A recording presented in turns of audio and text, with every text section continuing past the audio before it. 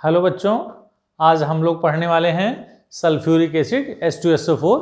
ये sulphuric acid class 10th ICSE board का जो प्रिपरेशन बच्चे कर रहे हैं उसमें स्टडी ऑफ कंपाउंड्स का एक कंपाउंड है सल्फ्यूरिक एसिड। इसके अलावा ये ISC क्लास 12 में भी ऑक्सीजन फैमिली में ऑक्सीजन, सल्फर, सेलेनियम, टेलुरियम और पोलोनियम, उसमें सल्फर का कंपाउंड है जिसे हम सल्फ्यूरिक एसिड के नाम से जानते हैं। तो सल्फ्यूरिक एसिड के बारे में हम लोग पढ़ेंगे। तो सबसे पहले जानेंगे कि सल्फ्यूरिक एसिड होता क्या है। सल्फ्यूरिक एसिड बहुत ही कॉमन कंपाउंड है। इसको हम किंग ऑफ केमिकल के नाम से भी जानते हैं। क्या बोलेंगे? King of chemical. तो वो जानने से पहले सबसे पहले इसके स्ट्रक्चर के बारे में हम अगर बात करें, सल्फ्यूरिक एसिड का स्ट्रक्चर अगर हम बनाएं तो S single bond O single bond H single bond O single bond H और यहाँ डबल बॉन्ड O और डबल बॉन्ड O। ठीक है, H2SO4 इस तरह से इसका स्ट्रक्चर हो गया। तो हमने यहाँ दो चीज देखा कि it has 2 hydrogen atom which is displaceable. अगर हम इसके बेसिक कैरेक्टर की बात करें तो जो सल्फ्यूरिक एसिड होता है, ये सल्फ्यूरिक एसिड एक्वस सॉल्यूशन, ये ध्यान रखेंगे। अगर ये एक्वस सॉल्यूशन में सल्फ्यूरिक एसिड है, इसका मतलब क्या हो गया? ये डाइल्यूट हो गया। तो ये देगा बेटा H आयन, 2H आयन और प्लस सल्फेट आयन, SO4 2- होता है। तो इसको हम कहते हैं, अगर सल्फ्यूरिक एसिड है तो सल्फ्यूरिक एसिड डाइल्यूट फॉर्म में है तो हमें कह सकते हैं कि इट इज क्या है? Acidic in the nature. कहीं कहीं आपको ऐसा भी क्वेश्चन देखने को मिलेगा, H2SO4 और reversible reaction it gives H ion और प्लस HSO4 आयन। तो ये जो होगा ये कंसंट्रेटेड का इक्वेशन होगा। ध्यान रखेंगे, डाइल्यूट जो सल्फ्यूरिक एसिड होता है इसका 100% आयनाइजेशन हो जाता है और इसके दोनों ही हाइड्रोजन डिस्प्लेसेबल हैं। इसका मतलब हो गया कि अगर ये 2 H आयन डिस्प्लेस कर रहा है तो इसकी जो बेसिसिटी होगी वो क्या होगी? 2 होगी। बेसिसिटी का मतलब होता है number of displaceable hydrogen ion from an acid is known as the basicity. और अगर हम एसिडिटी की बात करें तो number of displaceable hydroxide ion from a base या एल्कली, उसी को हम एसिडिटी कहते हैं। तो चूंकि ये एसिड है इसलिए हम इसके बेसिसिटी की बात करेंगे। तो ये सल्फ्यूरिक एसिड का हो गया। तो इट इज कंसंट्रेटेड फॉर्म। और ये तो जो बेसिक कैरेक्टर जो एसिडिक कैरेक्टर दिखाएगा सल्फ्यूरिक एसिड वह है due to the dilute sulphuric acid. तो ये हो गया इसके स्ट्रक्चर के बारे में। अभी अभी मैंने आपको बताया था कि जो सल्फ्यूरिक एसिड होता है उसको किंग ऑफ केमिकल्स के नाम से जानते हैं। ये सबसे वेल नोन कंपाउंड्स हैं इसलिए किंग ऑफ केमिकल्स के नाम से जानते हैं। और इसको ऑयल ऑफ विट्रल भी कहते हैं। आइए देखते हैं, एक और नाम इसका हो गया, क्या बोलेंगे? Oil of vitriol. चल देखते हैं। क्यों यह कहेंगे ऑयल ऑफ विट्रल? क्यों कहेंगे? क्योंकि initially it was prepared by the distillation of the green vitriol. Starting में इसको कैसे बनाया गया? ग्रीन विट्रल का फार्मूला हो गया FeSO4.7H2O। जब इसका डिस्टिलेशन हुआ तो this gives ferric oxide Fe2O3 plus sulphur dioxide और प्लस सल्फर ट्राइऑक्साइड और प्लस H2O। इसके 2 मोल लेते हैं तो वाटर मॉलिक्यूल 14 हो गया। तो हमने यहाँ लिख दिया 14। अब इन दोनों को जरा ध्यान से देखेंगे कैसे ये बना। SO3 जो था इसको अगर एक वाटर मॉलिक्यूल के साथ हम यहाँ ऐड कर लेंगे तो अभी हमारे पास 13 वाटर मॉलिक्यूल बचेगा। तो इसको हम क्या लिख सकते हैं? H2SO4। अंडरस्टूड और नॉट? तो हमने ये देखा कि इसको कहेंगे ग्रीन विट्रल।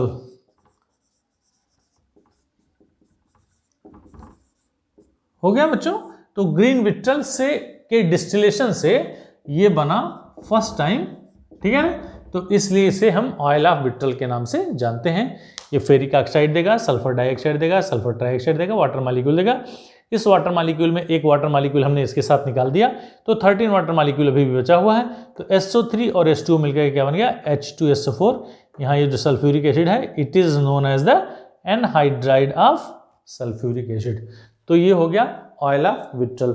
अब हम इसके एग्जिस्टेंस की बात करेंगे। इसका एग्जिस्टेंस होता है it is found into the free state as well as in the combined state.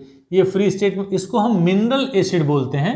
Mineral acid का मतलब होता है एसिड्स आर टू टाइप्स, एक मिनरल एसिड्स या इनऑर्गेनिक एसिड्स होता है, और जैसे सल्फ्यूरिक एसिड हो गया, नाइट्रिक एसिड हो गया, हाइड्रोक्लोरिक एसिड हो गया, फास्फोरिक एसिड हो गया, many more are there, they are known as the inorganic acids. और ऑर्गेनिक एसिड्स मतलब होता है विच आर, अच्छा, inorganic acids are derived from the earth और मिनरल्स जिसे कह सकते हैं, और जो ऑर्गेनिक एसिड्स होते हैं they are derived from the animals and plants, जैसे formic acid, oxalic acid, sorry formic acid, oxalic acid, acetic acid, many more are there. तो ये है क्या हो गया, इसको बोलते थे ऑयल ऑफ विट्रल। अब हम बात करेंगे इसके जनरल मेथड ऑफ प्रिपरेशन, ये इसको कैसे बनाया जा सकता है। जनरल मेथड ऑफ प्रिपरेशन में हम 2-3 रिएक्शंस लिखेंगे। जनरल मेथड्स ऑफ प्रिपरेशन, ठीक है। जनरल मेथड्स ऑफ प्रिपरेशन में क्या क्या हो सकता है। नंबर फर्स्ट, सल्फर को अगर हम कंसंट्रेटेड HNO3 के साथ रिएक्शन करवाएं तो यह जो कंपाउंड देगा वो क्या देगा, H2SO4 प्लस H2O और प्लस NO2। मैंने आपको पिछले वीडियो में बताया था कि नाइट्रिक एसिड जो होता है वो स्ट्रॉन्ग ऑक्सीडाइजिंग एजेंट होता है। तो अगर ये कंसंट्रेटेड, ये किसी नॉन मेटल से कंसंट्रेटेड नाइट्रिक एसिड रिएक्ट करता है तो नाइट्रोजन डाइऑक्साइड रिमूव करता है, अगर ये डाइल्यूट होता है तो नाइट्रिक ऑक्साइड देता है। तो इसको अगर हम बैलेंस करें बेटा, तो हाइड्रोजन यहाँ 2 टाइम्स है तो इसको यहाँ 6 कर देंगे, तो 6 करने के लिए हमको 6 नाइट्रोजन हो गया तो यहाँ 6 नाइट्रोजन कर देंगे, और हमारे पास हाइड्रोजन 6 हो गया, तो 6 करने के लिए 2 यहाँ था, हमने यहाँ 2 कर दिया, तो 2 2 आर 4 प्लस 2 6, और ऑक्सीजन 6 3 आर 18, ऑक्सीजन हो गया 4 प्लस 2 6 और 6 2 आर 12।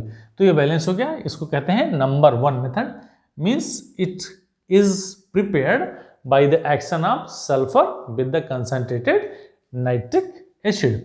नंबर 2, इसको हम कैसे बना सकते हैं। नंबर 2 हो सकता है chlorine gas is passed into the aqueous solution of sulphur dioxide. ध्यान देंगे, सल्फर डाइऑक्साइड के एक्वस सॉल्यूशन में अगर क्लोरीन गैस पास की जाती है तो ये सल्फ्यूरिक एसिड बनाता है, H2SO4 along with the HCl। अगर हम इसको बैलेंस करेंगे, यहाँ Cl2 दिखाई दे रहा था तो यहाँ 2HCl कर देंगे, हाइड्रोजन 2 प्लस 2 4 हो गया, हाइड्रोजन 4 करने के लिए हम यहाँ 2 कर देंगे, ऑक्सीजन 2 प्लस 2 4, ऑक्सीजन 4 बैलेंस हो गया। Number 3, although this is not, जो तीसरा वाला लिखने जा रहे हैं वो हम बड़े ही आसानी से देख सकते हैं, SO3 plus H2O, it is the process of the acid rain, sulphur trioxide water में डिजॉल्व होकर क्या बनाएगा, H2SO4 बना लेगा, ठीक है। तो इस तरह से हम इसको देख सकते हैं, but commercially it can not be prepared. Sulphur trioxide जो वाटर में डिजॉल्व होगा तो वाइट कलर के फ्यूम्स दिखेंगे which can not be condense easily. तो इस तरह से they are the general methods of the preparation. अब इसमें जनरल मेथड ऑफ प्रिपरेशन के बाद हम बात करेंगे इसके कॉमर्शियल या इंडस्ट्रियल मेथड ऑफ प्रिपरेशन, जो बहुत इंपॉर्टेंट है, जिससे क्वेश्चन एग्जाम में पूछा जाता है। तो इसका जो इंडस्ट्रियल मेथड ऑफ प्रिपरेशन होता है वह कॉन्टेक्ट प्रोसेस से होता है। आइए देखते हैं कॉन्टेक्ट प्रोसेस क्या होता है। लेट अस सी कॉन्टेक्ट प्रोसेस। तो यहां लिखेंगे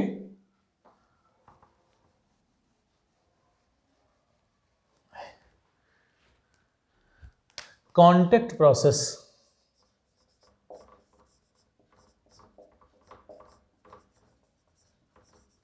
ठीक है।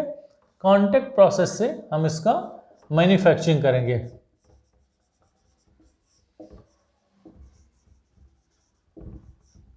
Manufacturing of H2SO4।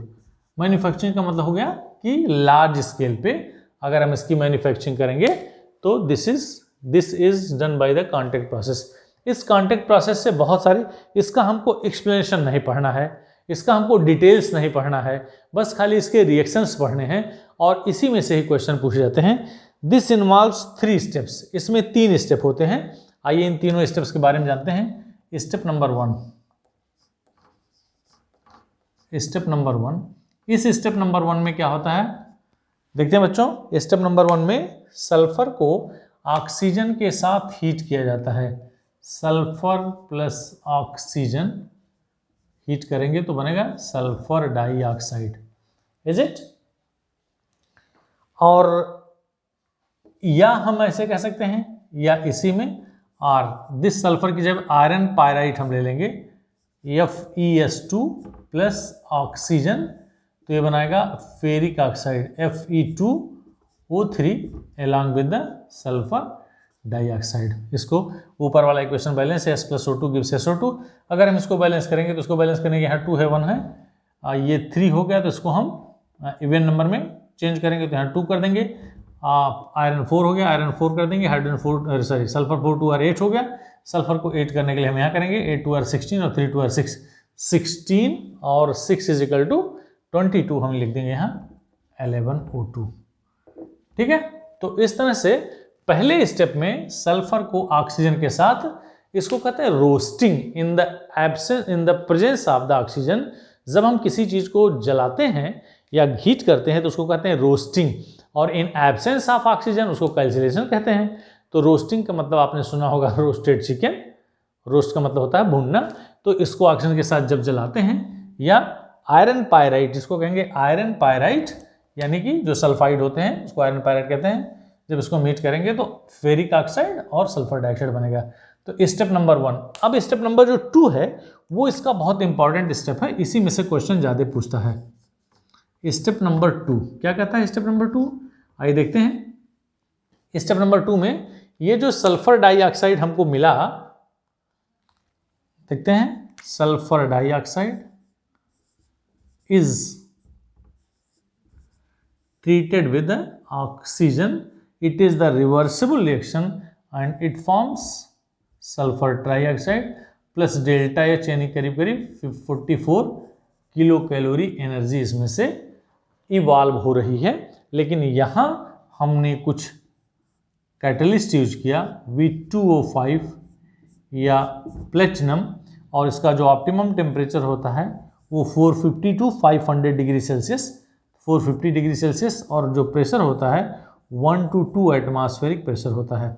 अब इसी के बारे में हमको बहुत ध्यान से डिस्कस करना है। इसमें क्वेश्चन पूछता है क्या होता है, कैसे होता है। जो सल्फर डाइऑक्साइड हमको स्टेप नंबर 1 से मिला है, उस स्टेप नंबर 1 से जब हम स्टेप नंबर 2 में आएंगे, सल्फर ट्राइऑक्साइड बनाएंगे, तो it should be free from all the impurities. ये जो सल्फर डाइऑक्साइड यहाँ मिला, it should contain 2 types of the impurities. एक तो डस्ट पार्टिकल्स हो सकता है, और दूसरा जो इसके आर्सेनिक ऑक्साइड्स हो सकते हैं। इन दोनों को हम कैसे रिमूव करेंगे? अगर हम इसको यहाँ रिमूव नहीं करेंगे तो इसमें जो कैटलिस्ट यूज हो रहा है वो क्या करेंगे, that impurities can poison the catalyst, तो उसकी इफिशियंसी कम हो जाएगी। तो ये सल्फर डाइऑक्साइड में जो इम्प्योरिटीज है, डस्ट पार्टिकल्स, तो dust particles can be removed by blowing through the steam, और जो इसमें आर्सेनिक ऑक्साइड है that can be removed by passing over ferric hydroxide. Ferric hydroxide में इसको पास करने पे जो इसमें आर्सेनिक ऑक्साइड, कौन कौन सी इंप्योरिटीज होंगी ये लिख दे रहा हूं, AS2O3, ठीक है। और इसको रिमूव करने के लिए हम क्या करेंगे, इसको पास करते हैं फेरिक हाइड्रोक्साइड के थ्रू, तो इससे ये यहाँ से इंप्योरिटीज रिमूव हो गया। अब इस स्टेप के बारे में थोड़ा हम ब्रीफली डिस्कस करेंगे कि क्या होता है। इसको अगर हम बैलेंस करें तो सल्फर डाइऑक्साइड और सल्फर ट्राइऑक्साइड यहाँ 2 कर देंगे और यहाँ 2 कर देंगे, बैलेंस हो गया। इट इज़ रिवर्सिबल रिएक्शन, ध्यान देंगे। रिवर्सिबल रिएक्शन का मतलब होता है कि इक्विलिब्रियम को अचीव करेगा। रिवर्सिबल मतलब सल्फर डाइऑक्साइड और ऑक्सीजन मिलकर SO3, और जो इसका अनरिएक्टेड पार्ट होगा mean sulphur trioxide again can be converted to the sulphur dioxide and the oxygen. यह एक रिवर्सिबल रिएक्शन है, और रिवर्सिबल रिएक्शन में मैंने आपको बताया था हेबर्स प्रोसेस में ली-चटेलियस प्रिंसिपल से, हेबर्स प्रोसेस में जो अमोनिया का फॉर्मेशन हो रहा था उसमें भी हमने ली-चटेलियस प्रिंसिपल दिखाया था। यहाँ भी ली-चटेलियस प्रिंसिपल देखेंगे। ली-चटेलियस प्रिंसिपल का मतलब होता है सल्फर ट्राइऑक्साइड हमको ज़्यादा बनाना है, यानी कि reaction should be shifted into the forward direction. तो फॉरवर्ड डायरेक्शन में क्या क्या होगा, तीन चीजें होंगी। एक तो हम ये देखेंगे कि इफेक्ट ऑफ कंसंट्रेशन, दूसरा इफेक्ट ऑफ प्रेशर, ठीक है, और तीसरा इफेक्ट ऑफ टेम्परेचर। इन तीनों के बारे में हमको अध्ययन करना है बेटा। इफेक्ट ऑफ कंसंट्रेशन, हमको ज़्यादा सल्फर ट्राइऑक्साइड बनाना है तो हमको ऑक्सीजन ज़्यादा लेना चाहिए, यानी मोर O2, ऑक्सीजन का अमाउंट ज़्यादा होना चाहिए, तभी ये सल्फर ट्राइऑक्साइड ज़्यादा बनेगा। और इसलिए भी ये ऑक्सीजन ज़्यादा होना चाहिए क्योंकि oxygen is taken from the air, air में और भी तमाम गैसें होती हैं, नाइट्रोजन ज़्यादा होता है, इसलिए हमको ज़्यादा अमाउंट में ऑक्सीजन लेना होगा, इसका कंसंट्रेशन ज़्यादा होना चाहिए। प्रेशर बेटा, हम प्रेशर बढ़ाते हैं तो रिएक्शन उस डायरेक्शन में डिस्प्लेस होता है जिधर उसका वॉल्यूम कम होता है या जिधर मोलों की संख्या में कमी होती है। इधर मोलों की संख्या 2 + 1 3, इधर मोलों की संख्या 2 हो गई। तो अगर हम प्रेशर बढ़ाएंगे तो प्रेशर बढ़ाने पे ये फॉरवर्ड डायरेक्शन में यानी शिफ्ट होगा, अर्थात सल्फर ट्राइऑक्साइड ज़्यादा मात्रा में, तो more pressure should be required. लेकिन इसका जो ऑप्टिमम प्रेशर होता है वो 1 to 2 एटमॉस्फेयर होना चाहिए, क्योंकि बहुत ज़्यादा प्रेशर हम यूज करेंगे तो it may damage the lead pipes which is use in to this process. तो इस प्रोसेस में जो लेड पाइप्स होते हैं उनको वो टूट सकते हैं, डैमेज हो सकते हैं बहुत ज़्यादा प्रेशर लगाने पे। तो इनका जो ऑप्टिमम प्रेशर होगा ये 1 से 2 एटमॉस्फेयर प्रेशर होगा। तो प्रेशर शुड बी मोर, क्या होगा, pressure should be more. Temperature होगा बेटा, it is the exothermic reaction, इसमें ऑलरेडी हीट एनर्जी निकल रही है, तो हीट निकलने पे क्या होगा कि एक बार रिएक्शन स्टार्ट हो गया तो अपने आप रिएक्शन, फिर आपको एक्स्ट्रा एनर्जी या एक्स्ट्रा हीट आपको देने की जरूरत नहीं पड़ेगी। तो 45 के यानी कि हीट निकल रहा है, तो हीट निकलने का मतलब हो गया कि इट इज एक्सोथर्मिक, तो टेम्परेचर शुड बी लो। तो जब टेम्परेचर कम होगा तो यह देखा गया कि टेम्परेचर कम करने पर, चूंकि आपने कैटलिस्ट यूज किया है, टेम्परेचर कम करने पर इस रिएक्शन को ही प्रोसीड नहीं कर पाएंगे, स्टार्ट नहीं कर पाएंगे। तो इसका जो टेम्परेचर होता है, the temperature should be between 450 to 500 degree Celsius, लेकिन जो इसका ऑप्टिमम टेम्परेचर होता है ये 450 डिग्री सेल्सियस में होना चाहिए। Temperature should be less according to the Le Chatelier principle, लेकिन बहुत ज़्यादा कम टेम्परेचर पे ये रिएक्शन प्रोसीड ही नहीं करेगा, इसलिए जो इसका ऑप्टिमम टेम्परेचर होगा वो 450 डिग्री सेल्सियस। तो दीज आर द कंडीशंस। ये V2O5 अगर हम कैटलिस्ट यूज करते हैं तो इसमें एक प्रमोटर भी यूज होता है जिसे हम कहते हैं K2O, potassium oxide, which is just increasing the efficiency of the catalyst. ये कैटलिस्ट की एफिशिएंसी को बढ़ा देता है। अब इसमें क्वेश्चन पूछता है V2O5 यानी वेनेडियम पेंटाऑक्साइड या प्लेटिनम दोनों यूज कर सकते हैं। प्लेटिनम क्यों नहीं यूज करते हैं हम? We are going to prefer the vanadium pentoxide in place of the platinum. दो चीजें होती हैं, वेनेडियम पेंटाऑक्साइड चीप होता है और ये बहुत महंगा होता है, इसलिए एक कारण ये होगा कि प्लेटिनम हम कम यूज करते हैं। दूसरा जो इसका कारण है कि जो आर्सेनिक के कंपाउंड होते हैं, आर्सेनिक का जो ऑक्साइड हो गया वो इम्प्योरिटीज है, अगर वो रिमूव नहीं थोड़ा बहुत बचा हुआ है तो that can poison the catalyst of platinum. Platinum catalyst को पॉइजन कर देते हैं ये आर्सेनिक के कंपाउंड, तो इसलिए हम बचते हैं प्लेटिनम कैटलिस्ट को यूज करने में। तो ये हो गया बेटा स्टेप नंबर 2। इसी से ज़्यादा क्वेश्चंस पूछा जाता है, तो इतनी सारी चीज़ें आपको यहाँ ये ध्यान रखना होगा। अब स्टेप नंबर 3 में क्या करेंगे? अगर हम स्टेप नंबर 3 की बात करें तो स्टेप नंबर 3 में हम अभी आपको एक इक्वेशन बताए थे कि SO3, ध्यान देंगे, although it is not possible, SO3 plus H2O हम यहाँ से सल्फ्यूरिक एसिड बना सकते हैं, लेकिन यह पॉसिबल नहीं है because it is the manufacturing of sulphuric acid. ये लार्ज स्केल पे आप बना सकते हैं, बना रहे हैं, तो सल्फ्यूरिक एसिड का मैन्युफैक्चरिंग इस प्रोसेस से नहीं। थोड़ा बहुत अगर आपको बनाना हो तो आप इससे बना सकते हैं। मैंने अभी बताया था कि ये सल्फ्यूरिक एसिड जो इसमें मिलेगा वह फ्यूम्स के फॉर्म में मिलेगा, that can not be easily condense, तो therefore this process is not good for the commercial purpose या for the manufacturing of the sulphuric acid. तब इसमें क्या करते हैं, इसको ध्यान देंगे, ये जो सल्फर ट्राइऑक्साइड है, इस सल्फर ट्राइऑक्साइड को हम कंसंट्रेटेड सल्फ्यूरिक एसिड में पास करते हैं या मिलाते हैं। तो ये जो कंसंट्रेटेड सल्फ्यूरिक एसिड किसके साथ रिएक्ट कर लिया, तो एक कंपाउंड बनाया which is known as the H2S2O7। इस H2S2O7 को कहते हैं ओलियम। क्या बोलेंगे बेटा, ओलियम। और इस ओलियम को और हम क्या बोलेंगे, इसका और नाम हो सकता है पायरोसल्फ्यूरिक एसिड, पायरोसल्फ्यूरिक एसिड, ठीक है, इसको हम पायरोसल्फ्यूरिक एसिड भी कहते हैं। अब फाइनल स्टेप में यानी स्टेप नंबर 3 में ही इसका डाइल्यूशन होगा। जो H2S2O7 था, H2S2O7 when it is diluted with the water, तो then it forms 2 moles of the sulfuric acid which concentration is 98%. तो इस तरह से there are 3 steps in the contact process, step number 1, step number 2 और step number 3। और पहले step में हमको सल्फर के रोस्टिंग से सल्फर डाइऑक्साइड या आयरन पायराइड के रोस्टिंग से हमको क्या मिलना चाहिए, सल्फर डाइऑक्साइड। दूसरे स्टेप में sulphur dioxide is converted into the sulphur trioxide, it is a reversible reaction, conditions I have explained and I have written already. और तीसरे स्टेप में sulphur trioxide concentrated sulphuric acid से react करके oleum बनाता है, and oleum का जब हम डाइल्यूशन करते हैं तो यह सल्फ्यूरिक एसिड बन जाता है। तो इस तरह से आज हमने पढ़ा कि how to prepare sulphuric acid, what are the characteristics of the sulphuric acid. तो सल्फ्यूरिक एसिड को हम कैसे बनाएंगे, और ये हो गया कॉन्टैक्ट प्रोसेस, मतलब लार्ज स्केल में अगर हमको बनाना होगा तो हम कॉन्टैक्ट प्रोसेस से सल्फ्यूरिक एसिड को बना सकते हैं। तो दीज आर द मेथड्स।